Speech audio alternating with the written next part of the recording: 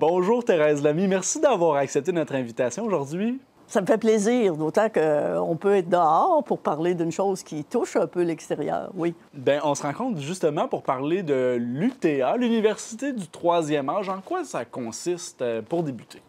L'Université du troisième âge, c'est relié à l'Université de Sherbrooke. Ici, nous avons ce qu'on appelle des antennes. Il y en a une trentaine au Québec. L'antenne de Charlevoisienne fonctionne déjà depuis un bon nombre d'années, au moins une vingtaine d'années, je crois, qui a été initiée par des femmes qui voulaient que les personnes à la retraite puissent étudier, avoir le plaisir d'apprendre. Essentiellement, l'UTA, c'est l'Université du troisième âge, je vous l'avais dit. Alors, essentiellement, c'est pour les personnes de 50 ans et plus qui désirent apprendre, mais ne veulent pas avoir d'examen, ne veulent pas faire de devoirs, peuvent faire les lectures s'ils veulent, mais c'est comme des étudiants libres, hein, dans le fond.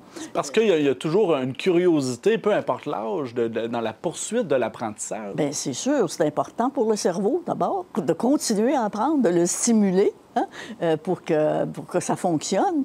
C'est une façon de combattre les difficultés. Et puis aussi, c'est aussi une activité sociale parce que ça réunit les gens, des fois, qui sont seuls à la maison, puis n'ont plus de conjoint ou de conjointe. Alors, ça leur donne un lieu de rencontre, mais dans un but commun, c'est-à-dire apprendre, échanger entre eux avec un professeur qui est désigné par l'Université de Sherbrooke.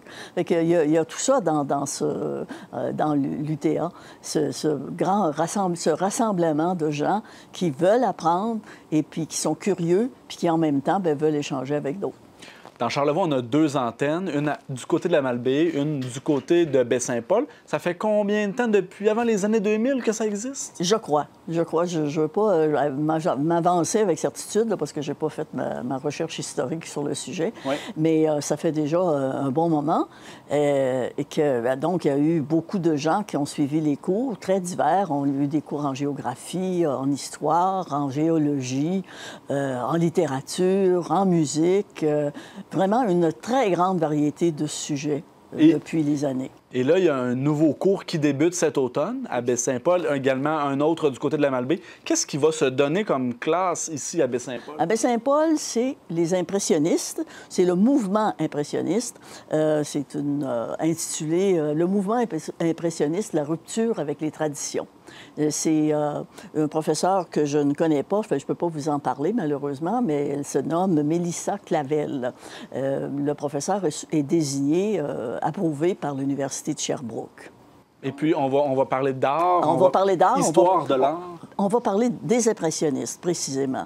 C'est-à-dire, tu as tout le mouvement de l'impressionnisme qui commence, en fait, au 19e siècle.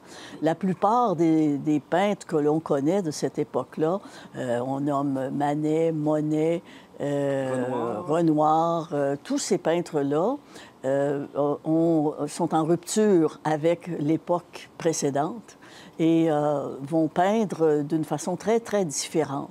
Alors, c'est ça que le cours veut examiner, à la fois la rupture avec la tradition précédente. Avec l'académie. Avec l'académie, justement, et voir qu'est-ce que ça a donné. Ça a donné de belles œuvres d'art, hein, bien sûr.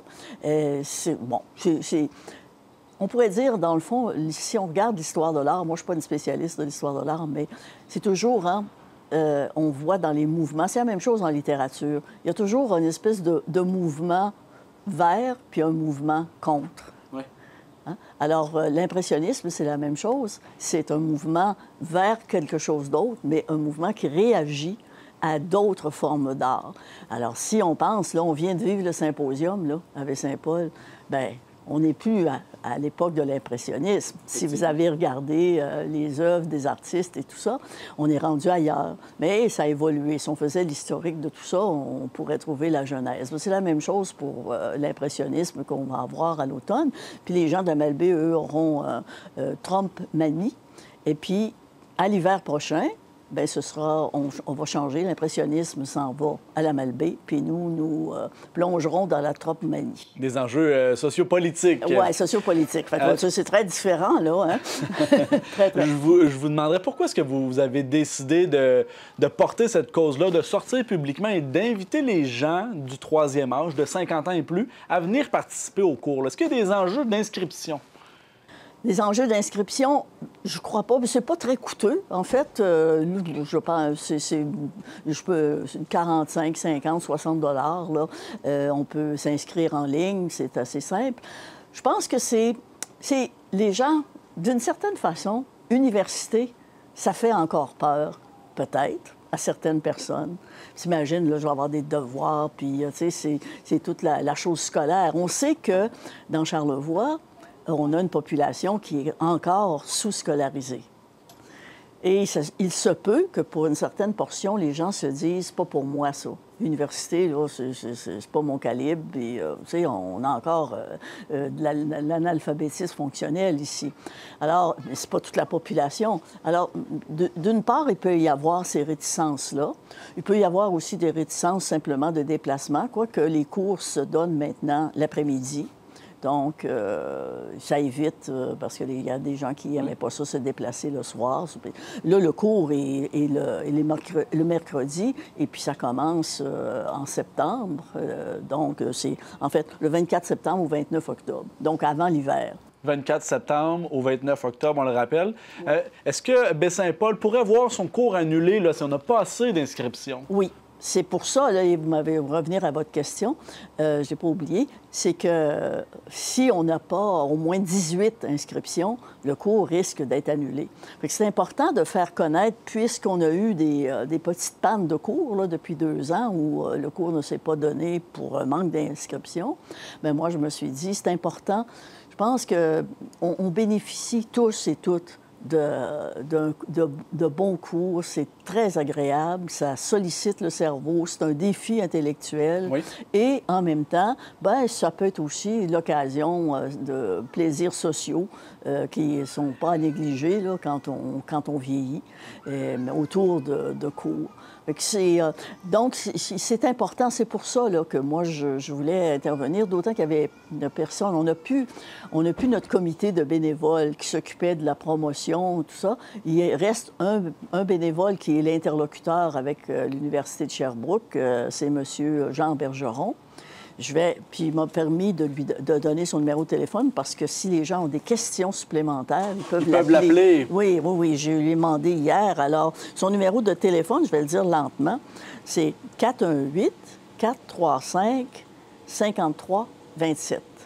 435-5327. Bien, bravo, vous êtes bon élève. Donc, à quel endroit ça se déroule, les cours, à partir du mois de septembre? Alors, à partir du mois de septembre, nous serons à la bibliothèque René Richard, dans la salle Pierre Perrault. Oui. Alors, les gens qui veulent s'inscrire, comment ils doivent faire maintenant? Bon, là, ils peuvent s'inscrire en ligne. Alors, en ligne, il faut aller... Bien là, c'est toujours embêtant de donner ça, mais vous allez pouvoir l'écrire. On va l'inscrire à l'écran. C'est usherbrooke.ca, /UTA, UTA, et puis ensuite, /prog, P-R-O-G, /CVX. De toute façon, vous allez l'écrire, fait que les gens vont le voir. Alors, c'est un site facile à utiliser. Vous allez là, et puis là, vous n'avez qu'à suivre la démarche d'inscription, et puis vous ne payez pas tout de suite. On paye après le premier cours. On peut aller tester si on aime ça. Oui, puis, tu sais, parce que là, ils ne veulent pas être obligés de faire des remboursements pour rien, j'imagine. Alors, là, si on peut tester si on n'aime pas ça, si on n'aime pas la fraise du professeur, ça se peut. Tout arrive dans la vie. Et puis, on peut se faire rembourser aisément. Donc, on rappelle les informations. C'est du 24 septembre au 29 octobre, un cours sur l'art, le mouvement impressionniste, qui se déroulera à Baie-Saint-Paul, à la bibliothèque René Richard. On espère avoir un minimum de 18 inscriptions pour que le cours puisse se tenir. Oui. Et puis, je vous... puis il faut dire les heures, hein? Je pense qu'on n'a pas dit les heures. C'est de 13h30 à 16h. Donc, dans l'après-midi, mercredi. C'est ça. Bien, je vous remercie beaucoup, Mme Lamy, d'avoir accepté notre invitation aujourd'hui, puis on vous souhaite bonne étude. Bien, merci, puis il faut venir nombreux.